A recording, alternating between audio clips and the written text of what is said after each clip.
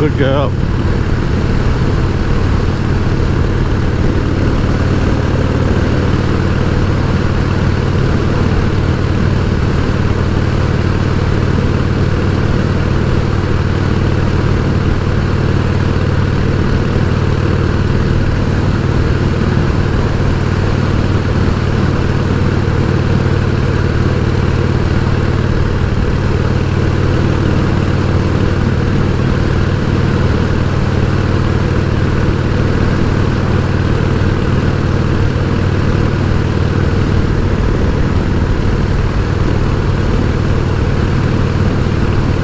Afternoon, Uncle Tim.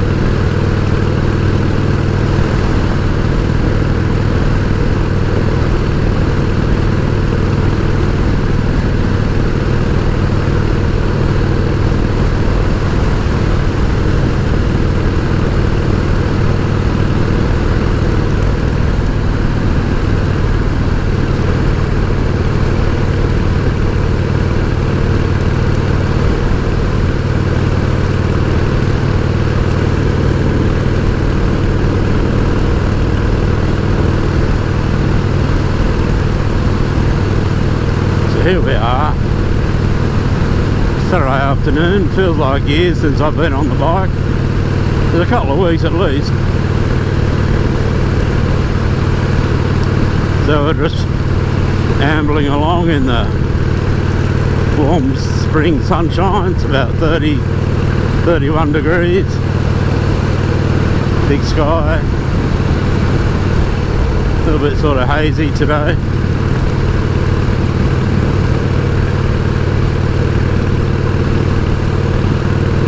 I upgraded my camera. I went and got off eBay, you know, a GoPro 10, and I also changed the mic. I don't know whether it'll make any difference whatsoever, but I think picture quality is slightly better. Let's see what happens with sound. And the camera only came with one battery, so not sure how long that's going to last.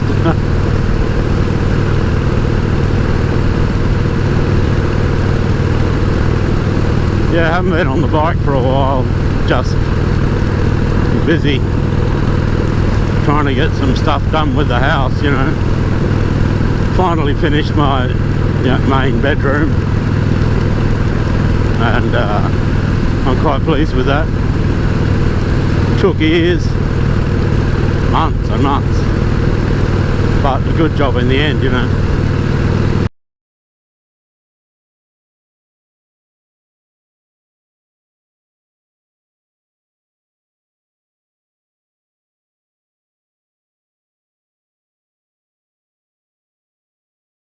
Good result.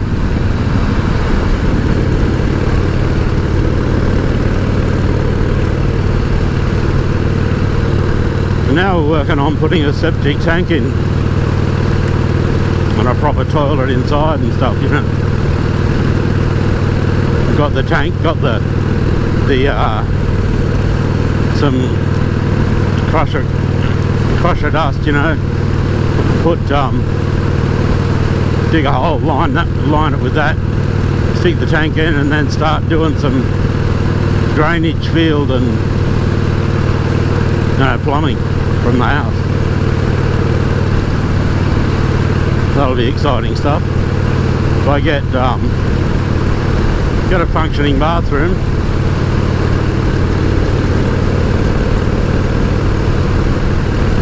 then I might be able to have guests, have a visitor or two, you know. Maybe, if we want them.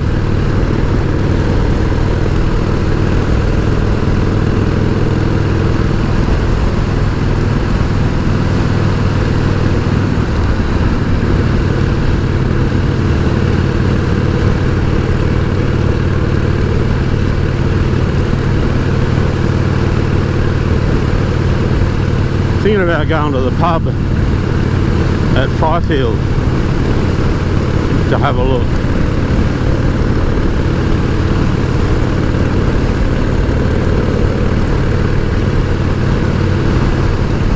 I don't know whether I got enough petrol to get from here to Fifield, then back across to Tullamore. I probably have. I'll get to the Fifield turn off up and then decide whether to do that or whether to go to Condo first and fill up with fuel. Well, there's fuel in Tullamore and Trundle, you know, 24 hours self-service stuff, you know. But I don't know whether there's anything in Fifield, not that I recall.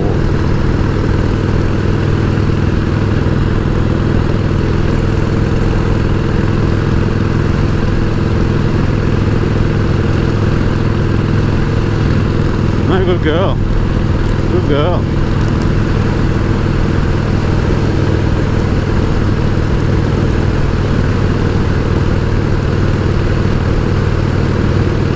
And you had the blinker on all the way from Yarrabandai to Utah here.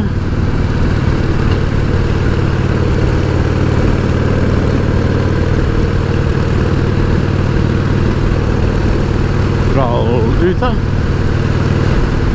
I don't know whether we've actually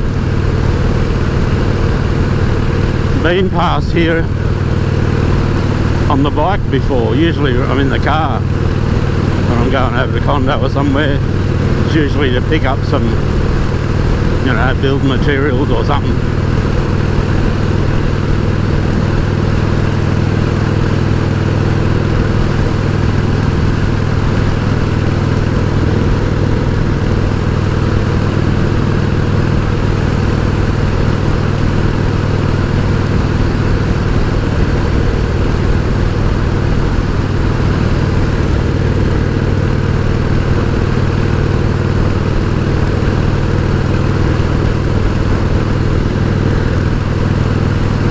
Traffic on the road today, behind me anyway. Alright, well there's one car behind me.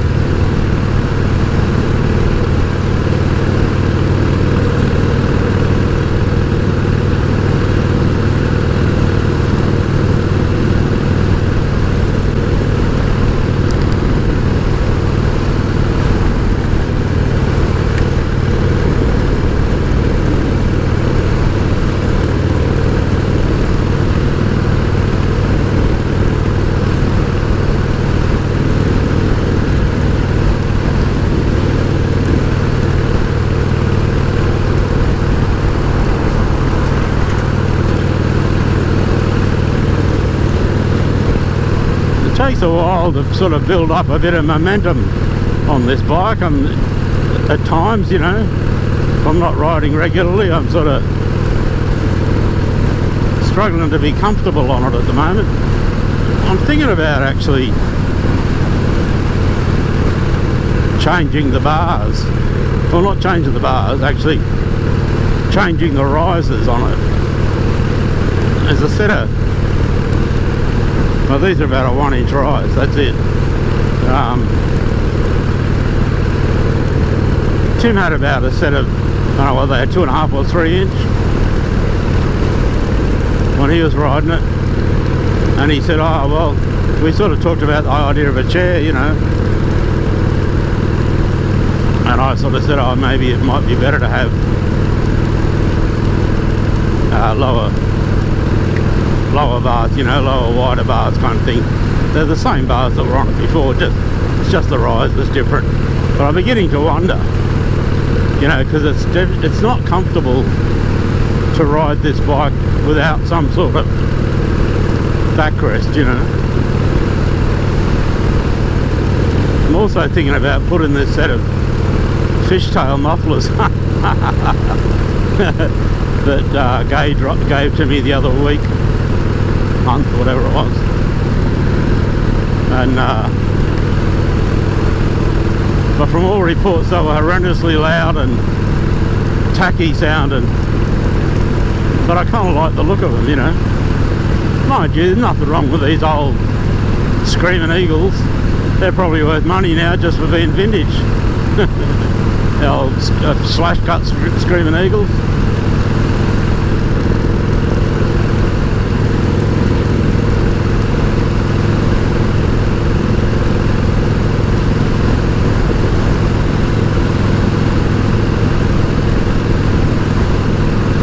Yarrabandai, that's a mouthful, isn't it? Yarrabandai. Bad enough living at Yarrabandai, which doesn't look like Yarrabandai anyway. It looks like it should be pronounced Yarrabandai, and some people call it Yarrabandai.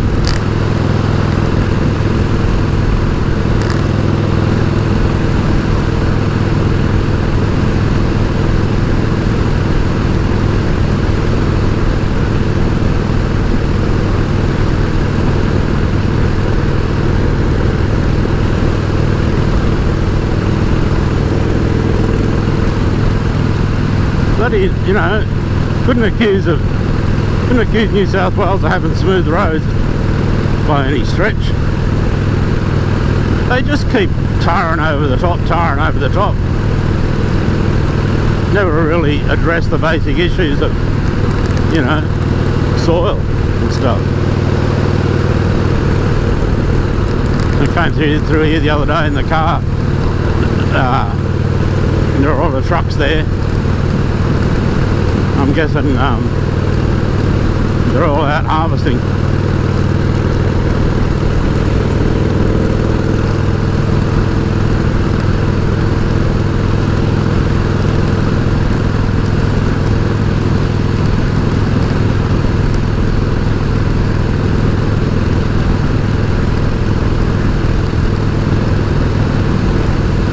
Snake season at the moment. Had a nice big eastern brown stroll past the house the other day. It would have been a good 6-footer. Luckily I was about to go out actually, and Tilly was already in the car, because we don't want to encourage her to chase William Blake's, you know. No good for her.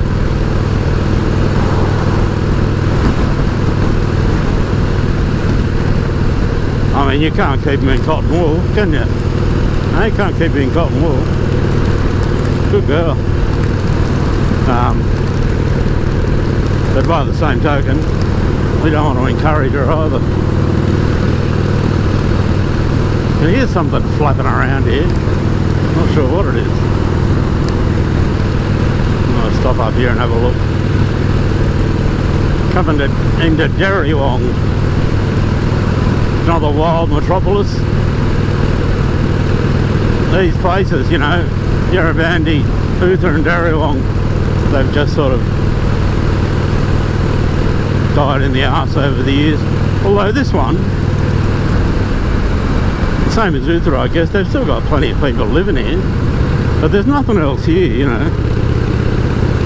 There's no It doesn't look like there's ever been a shop here. Got silos, of course. That's why, you know, there are people here in the first place. But you can see it's still well lived in and well tended to, you know.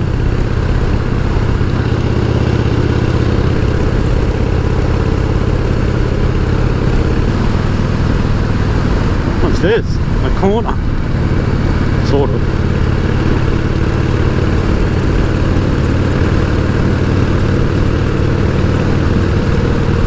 Now, I saw this little snake on the track this morning when I was walking with the dog. It's only about a foot long, and I couldn't make up my mind whether I thought it was like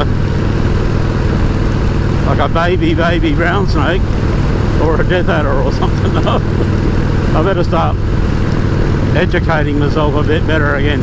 I mean, Guy only ever had brown snakes, copperheads and black snakes, you know, red bellies. So I don't know what's out here. They're probably tiger snakes as well.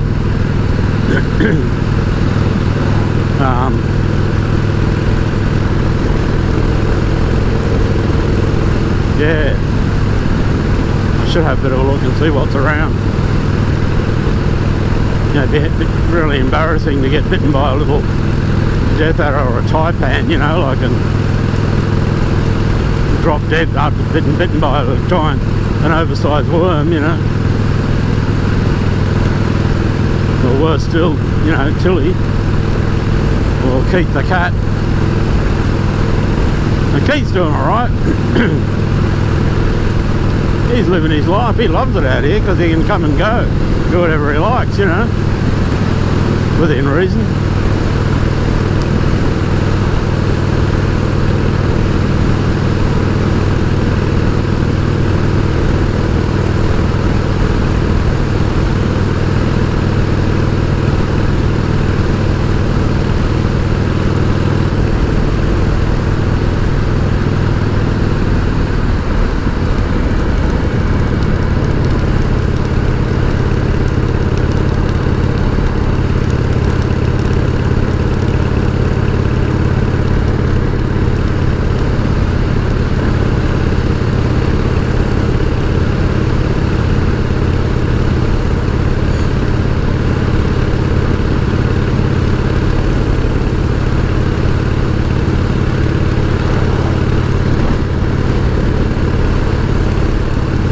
This is Condoblin.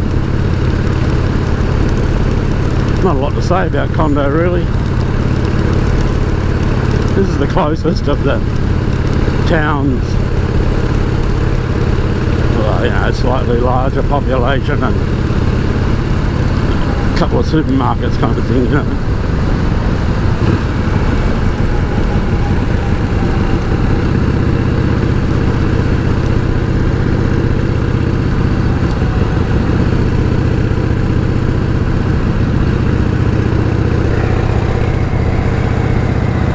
Sale.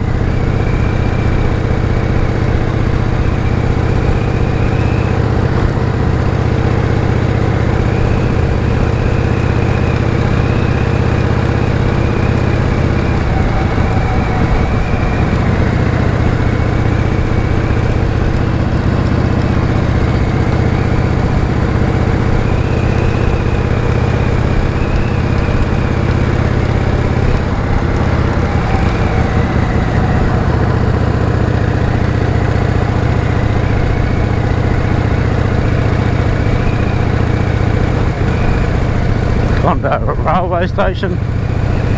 I would have thought it would be a bigger station than that, but well, there you go. Cobar, West Wyalong.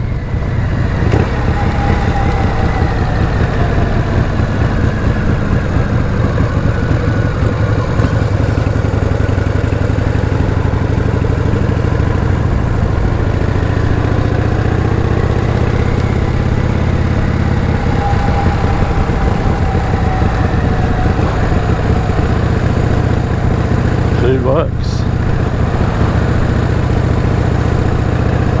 Bottle shop. Interesting houses in Condo. There's some really nice old places and some real shockers too. Real house places.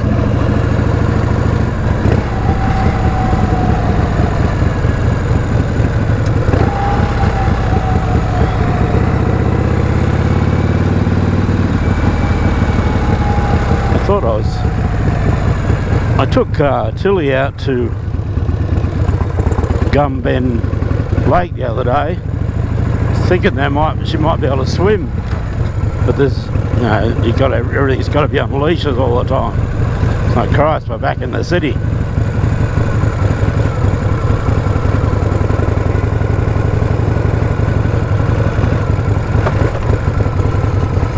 that place open or not? Doesn't look very open, does it?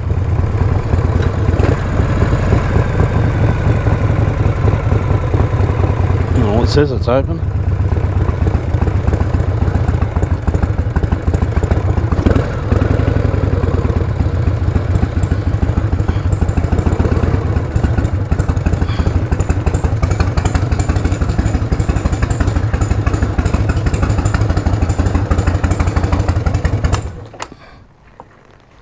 Here we are, chicken.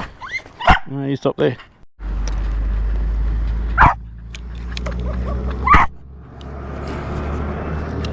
Tilly. Hör doch auf, Kleiner. Hör doch auf, ja?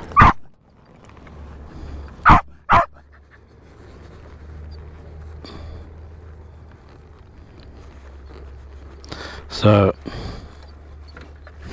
we filled up back at Condo down there. And probably just as well, you know. And now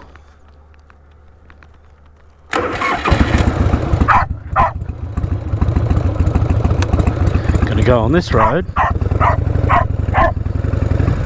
don't know what this road's called actually. Well, the signs say Tullamore, also says Ningen. I suppose it's fair enough. Keep going, you'll get there.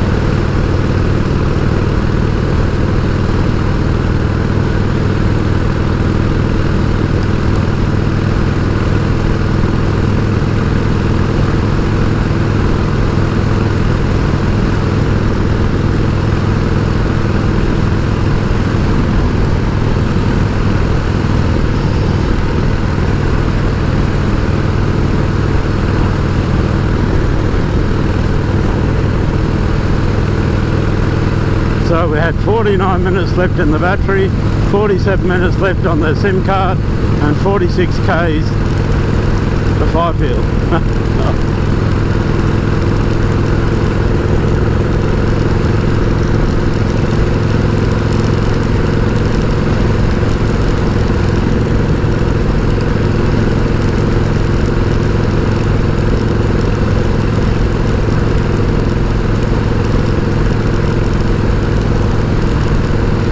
One crow was an attempted murder of crows.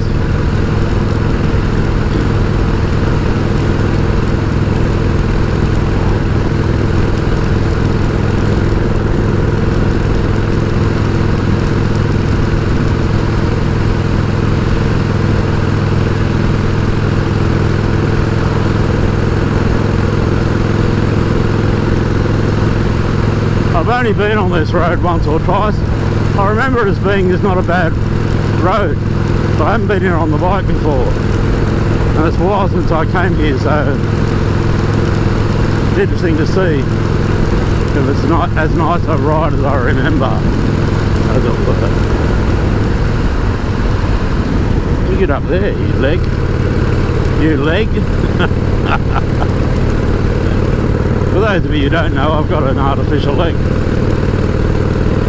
from a motorcycle accident 43 years ago,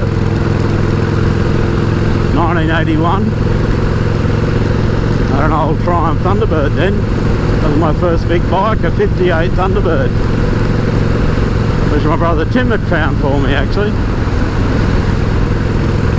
One of them original barn finds, you know, $280 or something I think it cost. I could be wrong. It was probably cheaper than that.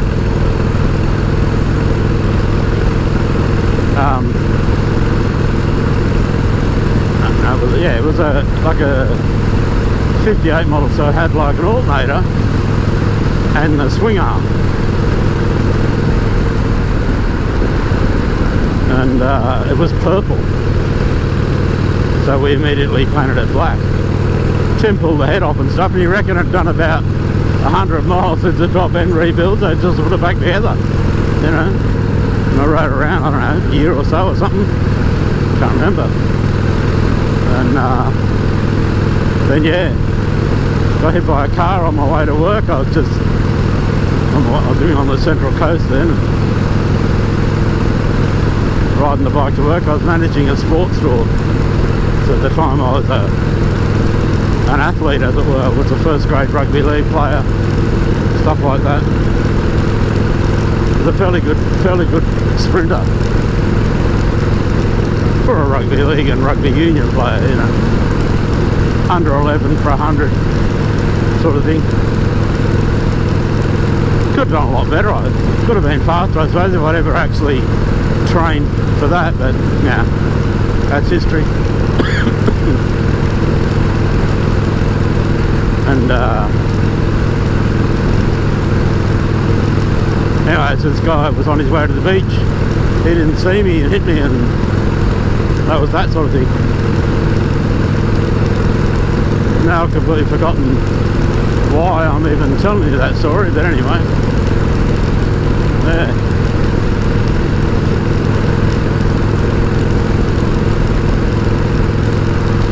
Oh, that's right, just reminding you that I've,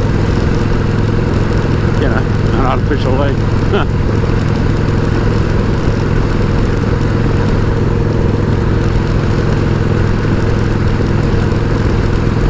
There's a lot of stuff happened with artificial legs in that 43 years, I can tell you. When I first got my first prosthetic leg, the lower part was made out of willow, the same as you make cricket bats from. And they had a knee mechanism which was just a simple knee with washers leather washers that you tightened up against an axle, and I could never get enough friction to make the knee stop going clank, clank, clank, you know. So mine were always squeaking and carrying on. They used to make the sockets by, you would stand there on your one leg, you know, and they would wrap gypsona, you know, like it's a plaster of Paris type thing, around you at a skin tight fit to make a rough cast, and then move from that to a solid cast socket, you know.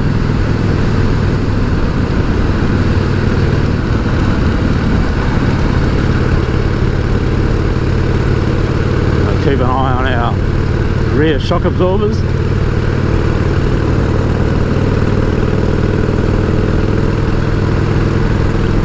And that process is actually still the same. It seems to be still the best way of doing it. You get a good mould, you know, with the it's fucking cold. This stuff dripping in water, you know, and you end up with plaster all over yourself, of course.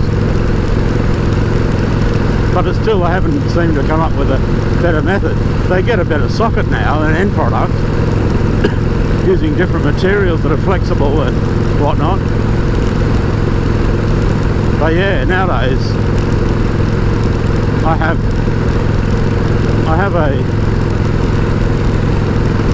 at one stage I had airtight suction fed sockets, and you had a valve, and they were an improvement when they went to a flexible socket. But now we've moved on to a a silicone liner which fits on your skin, has a pin in it, and that goes into an outside socket. That works pretty well. It's very, in a kind of way, it's like almost like a step backwards to the old-fashioned wooden legs from the Second World War, where they, like, you know, Tin Legs Barter, Douglas Barter, you know, was wearing these things just with socks. And I wear socks now too, but the whole thing's better, you know. The knee itself is something else now. Knee and feet and ankles, they're so much better. I've got a C-Leg 4, which is made by Otto Bock, German company, and it's computer driven. I have to chart it up every night, and it measures how many steps you do, and it's got different modes and stuff, you know, for cycling and walking and whatnot. And it's so much better. It adjusts itself to your gait as well, you know, so that's made a big difference to keeping me walking, you know, as well as ankles and feet that flex and move a bit and things like that, make it a bit more comfortable. All these technological advancements, of course, have basically been brought about by war, the Gulf Wars, you know.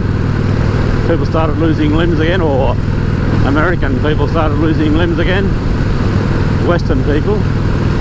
So they, you know, technology's gone ahead and leaps and bounds. This is probably obsolete by now. I know that there's another one called a Genesis or something, which sounds very much like a Terminator thing, and it does other things as well, apparently.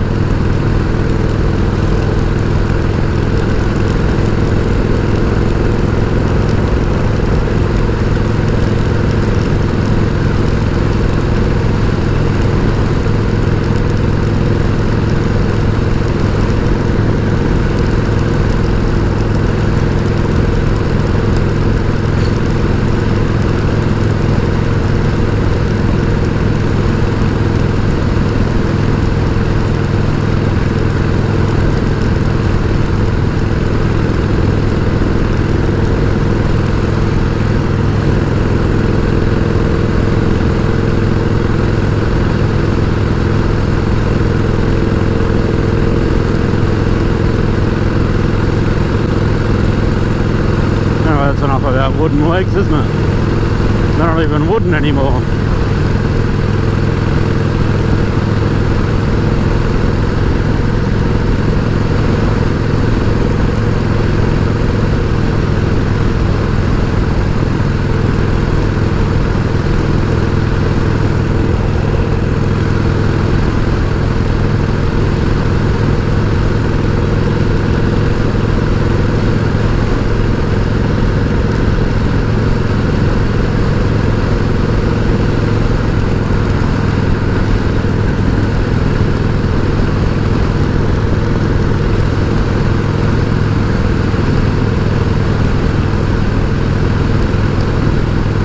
It's a very pleasant trip along this road. I mean, we're basically going the same way as the road from Yarrabandai to Trundle sort of thing, but, you know, 30-40 k's further west.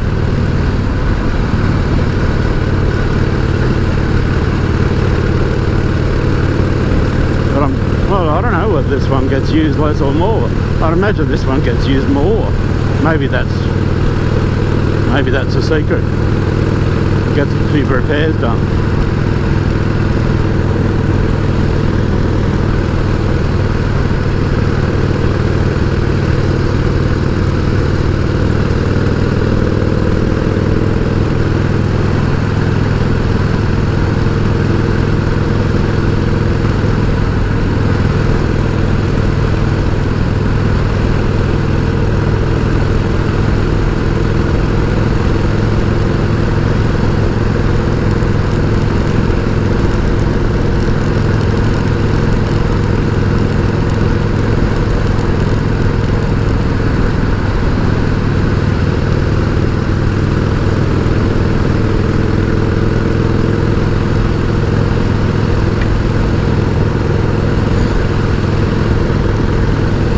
the BMW front, I've done absolutely nothing with it. I'm feeling really guilty about that. It's time I finished. No, it's going to get too hot to ride soon. Once it gets into the high 30s and 40s, you know, it'll be too hot to have the dog getting around in the chair, you know.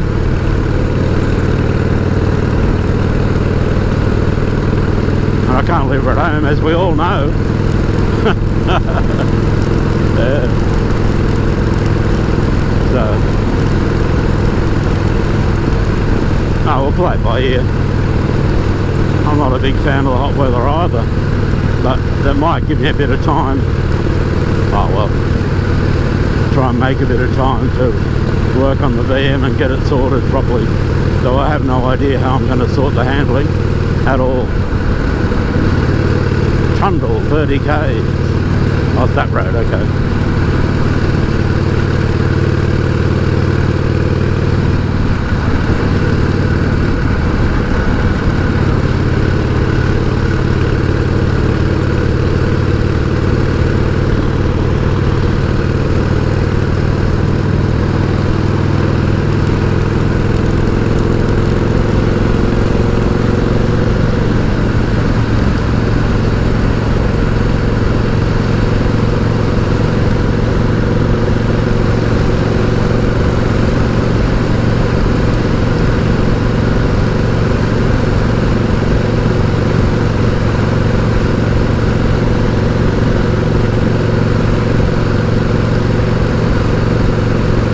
Starting to tingle a little bit at this speed, but not unpleasant at all.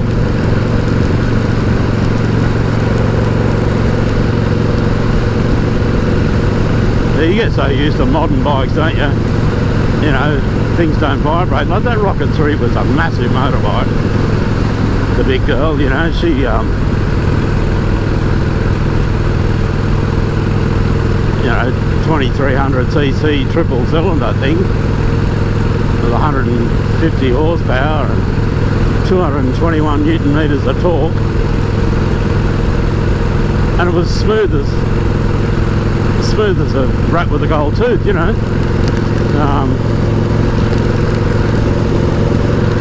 Till he's getting bored, I think.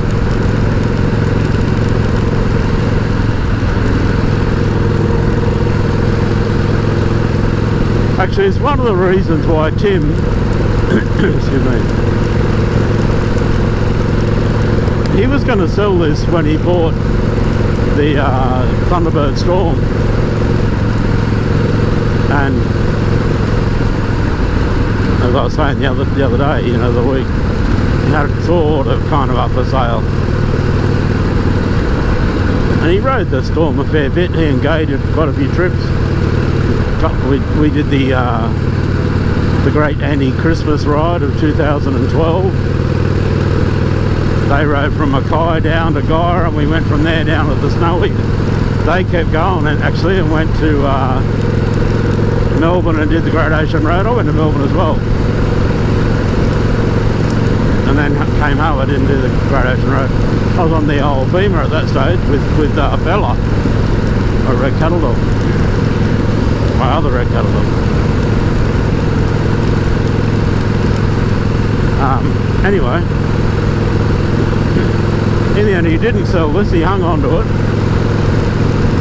and in the end he sold the Thunderbird and bought another Evo. We bought a 97 Road King, because he just reckoned that the Thunderbird was boring.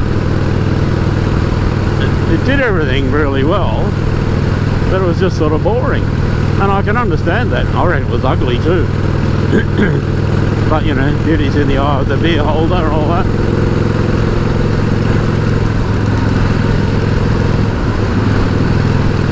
I suppose you've got both sides of the road, do you?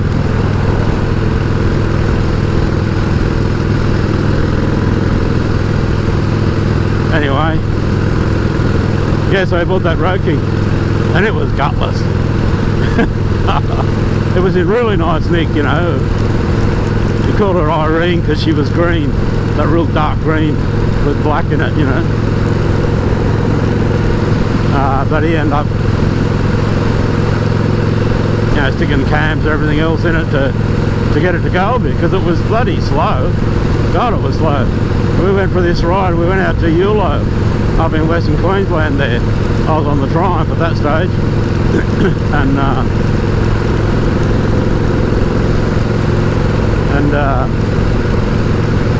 you'd pull over to overtake and fuck all would happen. And I'd be behind him having pulled out on the Triumph. I'd be going, well fucking get a move on, you know.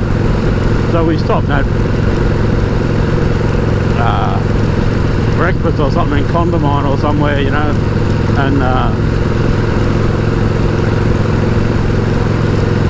and he said, fuck this, we'll take her home and do something with the motor. You know, which he did, and it went a lot better after that. Which makes you wonder how slow this thing would be if it didn't have the work it's done on it.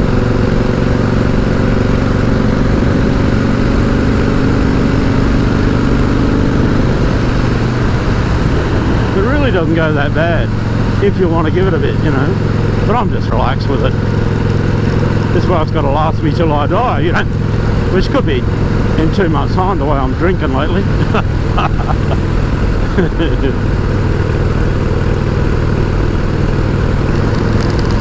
Bit of harvesting going on over there.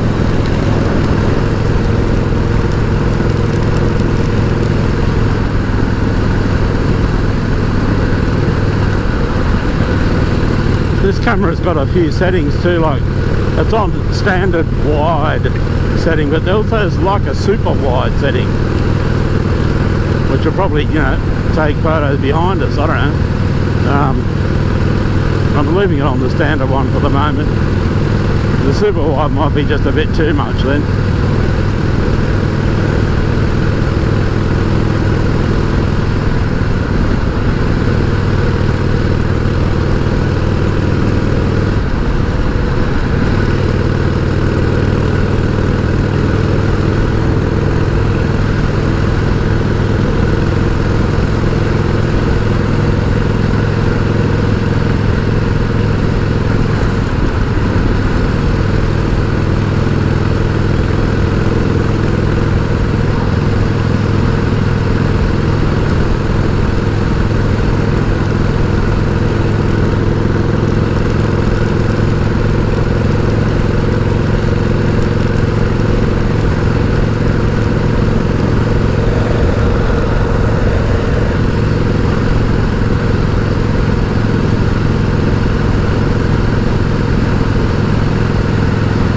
.35 clicks to Tullamore.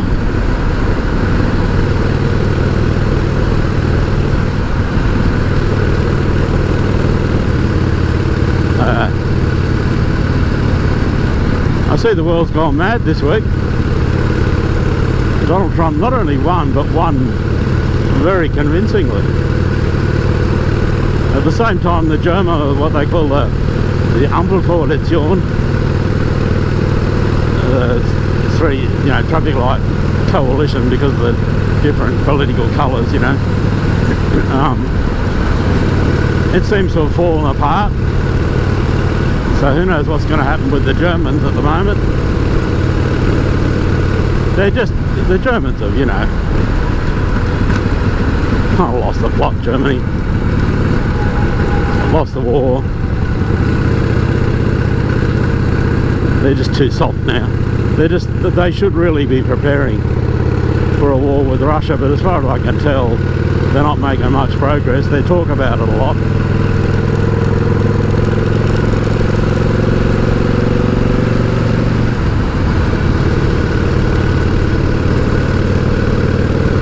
I like this ride. I might do this one a bit more often. And like all good rides, there's a pub along the way. It's like Germans and their forests, you know. Like Germans are real forest dwellers. That's their history, their tribal history, you know. And they like to go walking in the forest on the weekends. But in good civilised fashion, these days, there's usually a pub or a Gusthorpe, you know, restaurant sort of thing in the forest. So you can have a bit of a walk and then stop and drink beers. Have a Schweinehaxer or something, you know. We used to go occasionally out to Colditz, and there was a place called the Schloss Cafe,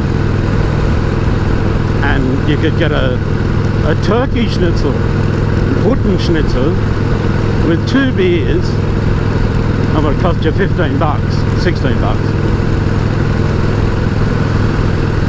Colditz a Pilsner it was too, not bad. But we also, like when Astrid would come along, sometimes I go out there. I had an old VW Passat at that stage, and sometimes I'd go out there with a friend or two, maybe Andrew, one of my colleagues from the school I was teaching at, or but go out with we could stop at Astrid, and we could stop at Bad Lausig, and Bad literally means bath in German, but it basically means like there's some kind of a lake or a pond or a cure, you know. Anyway, you could walk through this forest, have a look at the water, you know, and then have lunch or whatever, afternoon tea at a cafe there as well. This name I've completely forgotten. But I know they had this bloody beer which was like, the name of the beer was Fontorn und Taxis or something. It seemed like a ridiculously long name for a glass of beer. And I think it was an early invasion of a West German beer, but I could be wrong.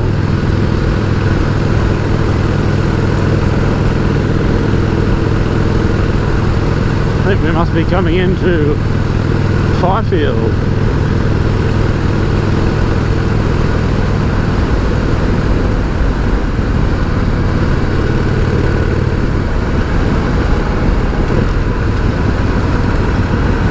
Good to see a few cars in the yard. I suppose this camera's long stopped running.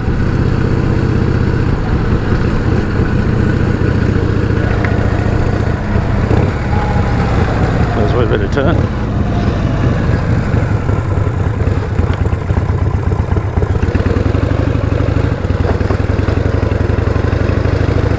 Should we have a cold drink, Tilly? What do you reckon?